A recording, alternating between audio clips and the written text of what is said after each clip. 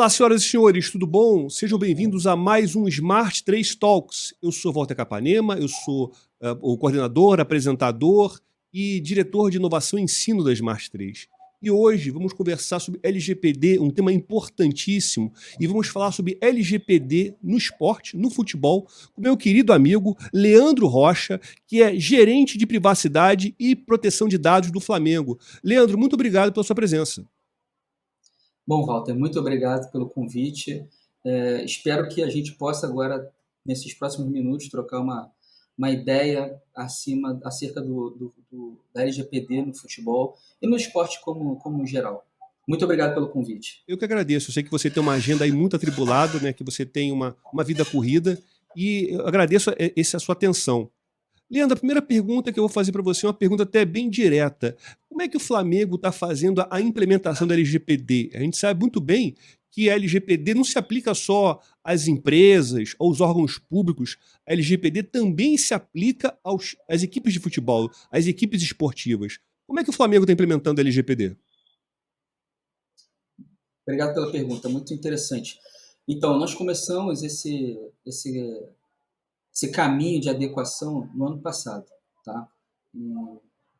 Antes um pouco da pandemia, a gente contratou uma empresa para poder fazer o gap analysis, né, para a gente entender o nosso nível de maturidade. Demorou alguns meses, a gente acabou invadindo um pouco a pandemia também, os meses iniciais da pandemia, para a gente ter esse raio-x, né, conseguir fazer todo o mapeamento dos processos e no final disso sair com o entregável que é o DPIA, sair também com o inventário de dados, para então começarmos a planejar, né? Esse foi o primeiro passo. O segundo passo foi a nomeação de um DPO, né? Eu, como gestor dessa área nova que foi criada de privacidade e proteção de dados, eu estou sendo também o DPO do clube, né? Então, Leandro, desculpa interromper. Então, essa sua função de gerente de privacidade seria então DPO? É o Sim, nome que, no que o começo, Flamengo deu? no momento, exatamente, no momento eu estou assumindo essa atribuição, né? Mas o nosso intuito é que a área cresça, né? A gente sabe que a gente precisa estruturar, tem um longo caminho pela frente, mas a gente já está fazendo as coisas imaginando que a área vai crescer.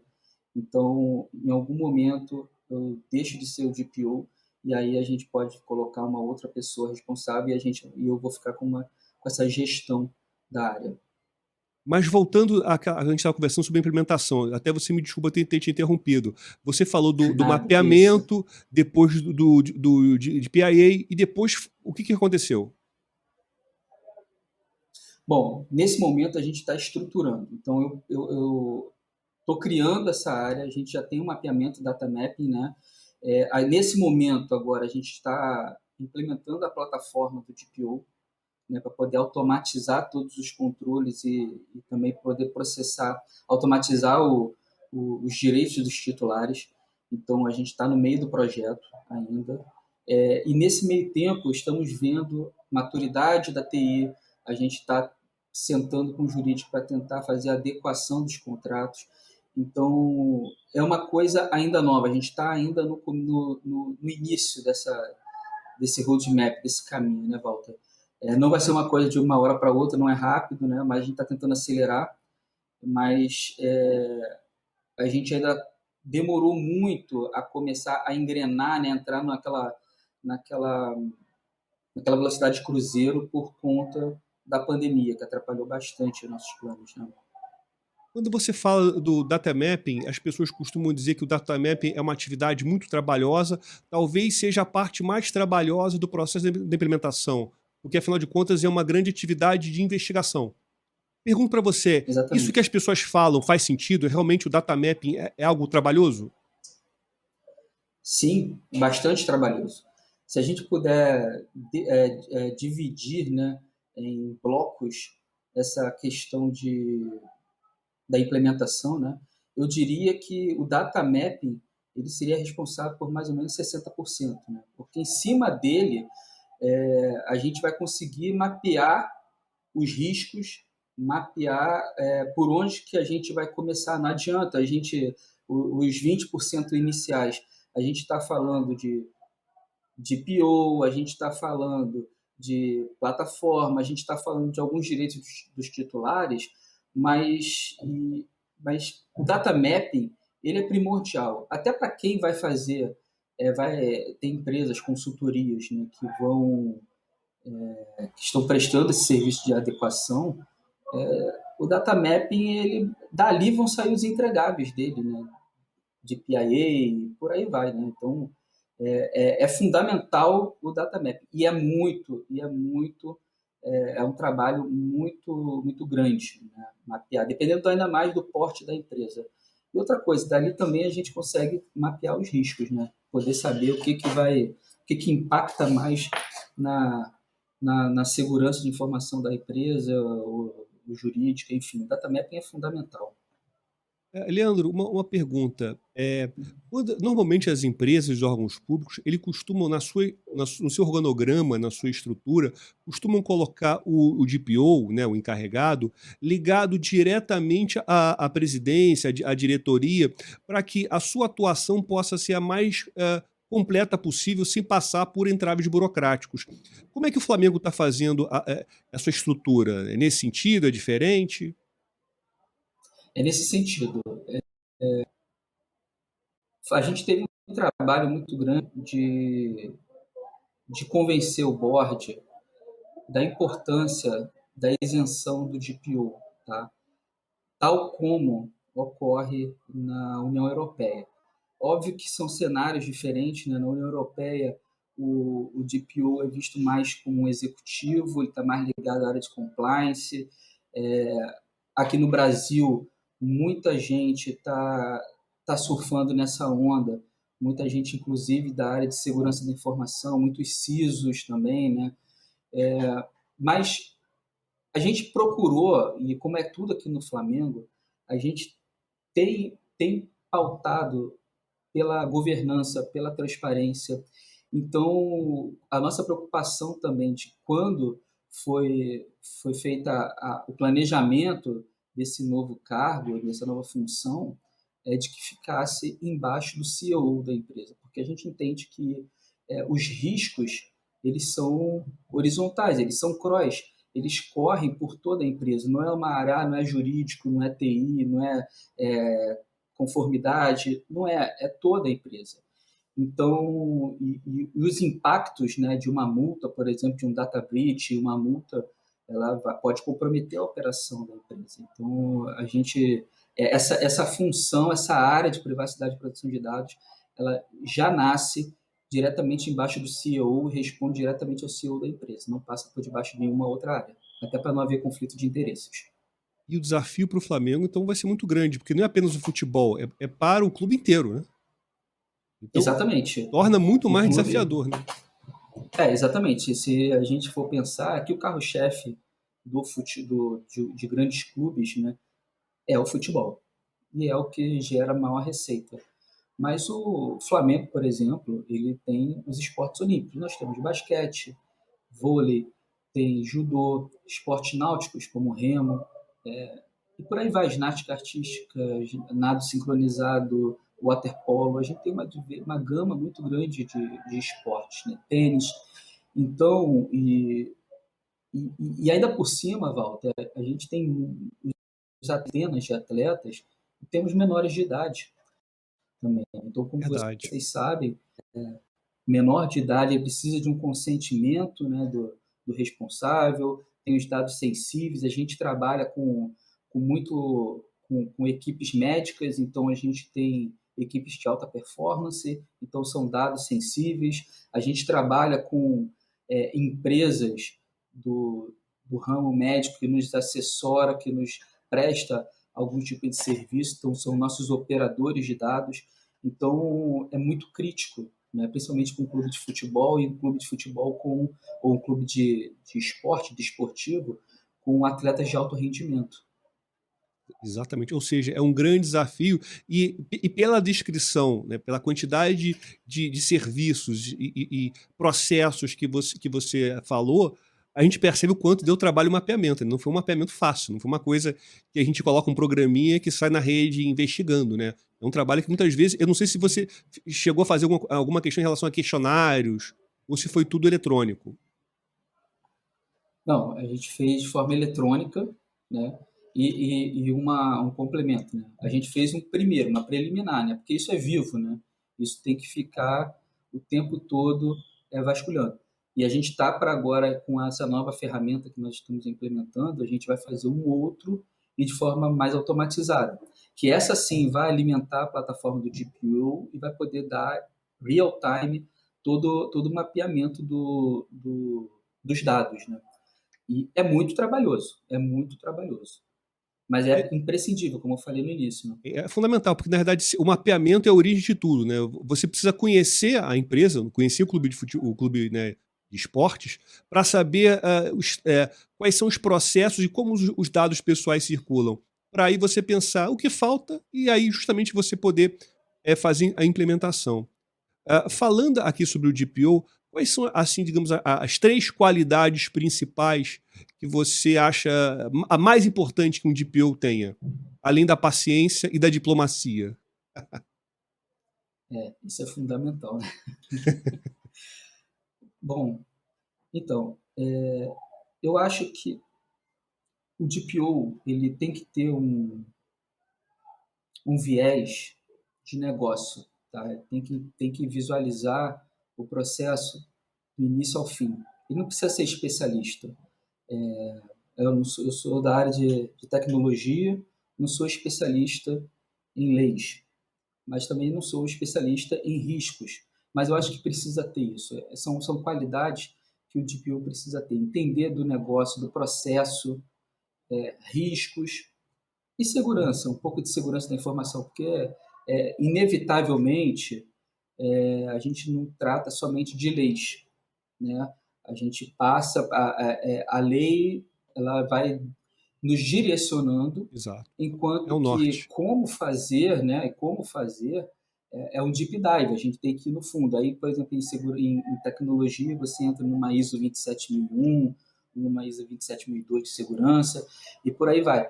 Então, eu acho que a pessoa tem que, primeiro, entender de negócio, né, riscos, processos, e também seria muito bom que ela compreendesse o negócio da empresa, especificamente onde ela trabalha. Tá? Conhecer a cultura? E aí a gente, exatamente, a cultura.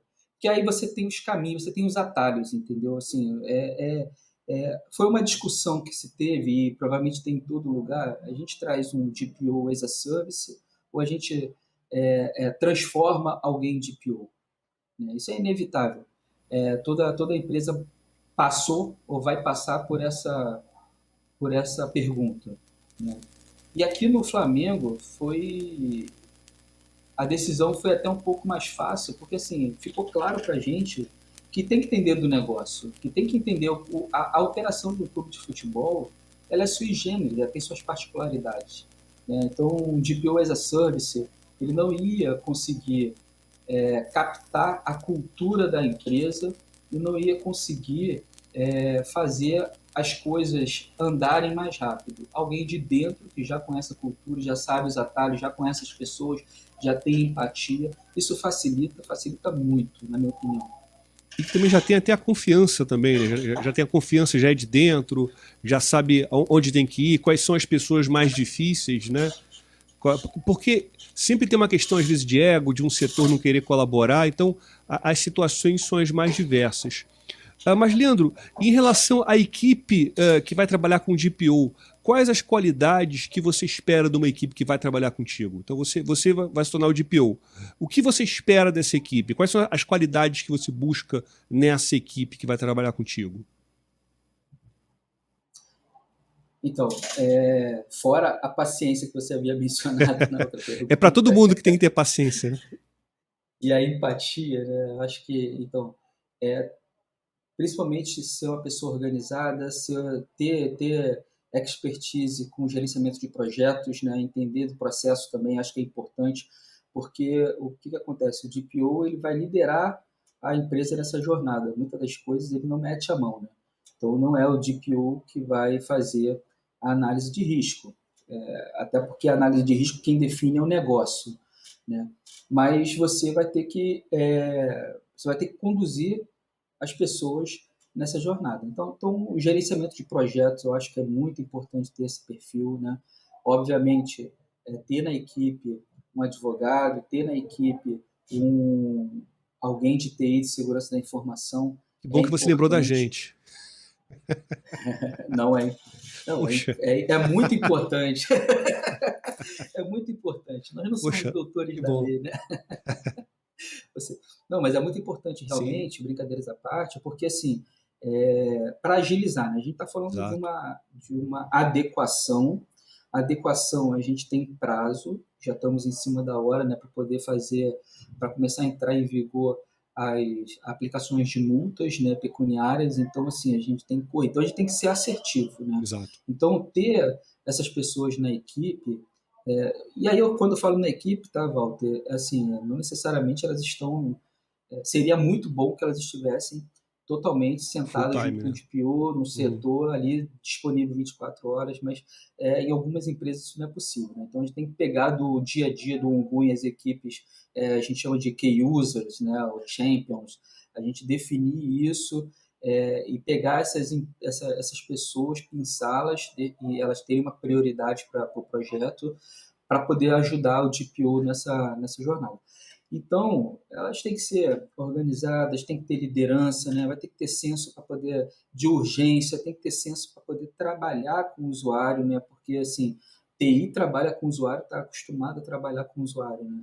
Mas jurídico, alguma coisa mais no dia a dia, assim, sendo demandado tanto, talvez alguém de processo que vai lá, senta, faz a entrevista, depois ele vai para um cantinho e ele fica mapeando. Então, assim, eu acho que além disso, ter essas pessoas na equipe é fundamental para o sucesso do projeto, da Você adequação. não acha que, de repente, o gerente de projeto é uma função que normalmente ela é esquecida, mas que é fundamental? Porque a implementação é um projeto. Você não acha que esse herói, ele normalmente ele é esquecido? Quer dizer, é um herói que deveria ser mais lembrado? Sem dúvida nenhuma, como você falou, é o, a adequação, né? Ela é um grande projeto. Então, precisa ter, sim, um gerente de projeto e às vezes, as empresas ou as pessoas, elas relegam muito essa questão, achando que o DPO vai conseguir dar conta, mas tem tanta coisa que o DPO tem que fazer, né? Vamos pensar que ele começa conduzindo a implementação, mas é, a adequação ela vai correndo e já começa também o rollout, vamos falar assim, vamos falar o dia a dia, né, o ongoing, vai começar. Então você implementou um portal do titular. As requisições já vão começar a chegar imediatamente, né? Então, assim, eu quero saber o que, que eu tenho, a empresa tem de dado do Leandro Rocha. Então já vai começar, isso vai cair para quem? Isso vai cair para o DPO. Se houver um data breach, e aí a gente tem que ir para o mercado, fazer a notificação, fazer a comunicação, comunicar à autoridade nacional, você vai ter que se desviar para poder fazer junto com a tecnologia, vai ter que fazer a forense, entender a dinâmica do ataque, do data breach, e aí você poder estabelecer as contramedidas, informar todo mundo. Só que nisso a adequação está correndo, né? Então, assim, é, é É muita coisa ao mesmo importante. tempo, né? Exatamente, é muita coisa ao mesmo tempo, né? Porque quando a pessoa olha só de um viés, a adequação, como se o DPO fosse ficar restrito àquela adequação do início ao fim. Não, mas à medida que tá entregando coisa, ele vai começar a ser demandado pelo dia a dia, né? Então é muito importante que haja também o gerente de projeto para que ele possa ir tocando e ditando, né, ali batendo o tambor com as outras áreas, porque também todas as áreas vão ser partícipes, né? São stakeholders aí do projeto, né? Marketing, comunicação, recursos humanos. Então, cada um tem as suas fragilidades e vai ter que fazer também as suas adequações. Então, o gerente de projeto também é muito importante nessa jornada, talvez tão importante quanto o DPO, né? Não, tem toda a razão. Leandro, uma pergunta agora, assim, direta, assim, a queima-roupa. Quais os principais desafios que você encontrou para a implementação? Quais os principais desafios que existem para a implementação da LGPD? Bom, de forma bem pragmática, é sempre o convencimento do board para o investimento, né? Então, assim, a, eu até diria, nem vou falar para o investimento, tá? Mas a sensibilização do board, da urgência do assunto, eu acho que isso é sempre vai ser o maior desafio, sempre o maior problema, né? Porque vamos falar hoje, Walter, do cenário atual, né, econômico, né, pandemia. Hoje as empresas elas estão lutando para sobreviver, né? Então, coincidentemente, essa parte final aí desse, dessa vacatio legis aí, né, para poder começar a fazer a cobrança das multas, etc., da entrada em vigor da LGPD, da adequação, isso aí acabou coincidindo com a pandemia, né? Dificilmente tem poucas empresas que começaram há 24 meses atrás a fazer a sua adequação, porque ainda era um mar de incertezas, eram incertezas jurídicas, eram incertezas se a lei ia pegar ou não, e elas foram protelando para ver o que ia acontecer. Então, assim, hoje as empresas e os clubes de futebol estão lutando para se manter, né? Então, assim, a sensibilização do board, a sensibilização da urgência, entendeu? E demonstrar que caso haja um data breach, um incidente, que o prejuízo pode ser muito maior e que o prejuízo pode inviabilizar a operação de uma empresa, eu acho que isso é o mais complicado no momento de pandemia, entende? Eu compreendo, e faz muito sentido o que você está falando, porque isso tem a ver com o próprio gasto envolvendo a segurança da informação. Né? A gente sabe muito bem, né, que a segurança da informação ela é eficiente quando não acontece nada. Quando tudo está bem, aí que a segurança da informação é eficiente. E as pessoas acham que não está acontecendo nada por obra do acaso. Mas não sabem que esse não aconteceu nada, ou seja, não houve incidente, demandou um trabalho muitas vezes silencioso de diversas pessoas. A Exatamente. calmaria ela surge porque alguém está trabalhando. Não é uma coisa assim que veio dos céus, né? Uma providência divina. Não, você tem gente, até pode ter, se você tiver fé, mas não é só a fé, você tem que ter alguém trabalhando, né? E às vezes as pessoas não querem Exatamente. investir em segurança de informação por isso. Tem aquele ditado, né, que o preço da liberdade é a eterna vigilância, né? Então, Exato. assim, para todo mundo ter acesso aqui aos serviços 24 horas no ar, acessar de casa, telemática, né, toda essa parte de teletrabalho, tem alguém por trás que está fazendo essa vigilância, né? Então, isso isso realmente é verdade. E um exemplo é que por exemplo, o site do Flamengo, flamengo.com.br, no mês passado, a gente teve mais ou menos uma das semanas, a terceira semana, se não me engano, de fevereiro, a gente teve mais ou menos 550 mil tentativas de ataques, Deixa eu né? ver. E nenhuma delas obteve sucesso. Então, assim, eu posso citar outros casos também de que, assim, antes a gente vai ofertar um serviço e não leva em consideração a tecnologia, aí você consegue ter alguns ataques de DOS, que aí gera uma degradação do serviço, só que aquele serviço gera uma receita para a gente, e aí isso despertou a atenção da, da direção, e aí não, então vamos priorizar a segurança da informação. Então, assim, infelizmente no Brasil é assim que a coisa acontece, né? E eu acho que uma coisa mais interessante, eu estava pensando nisso quando estava vindo para cá hoje, não sei se você concorda comigo, que é o seguinte: quem é que ficou mais feliz com a questão da LGPD?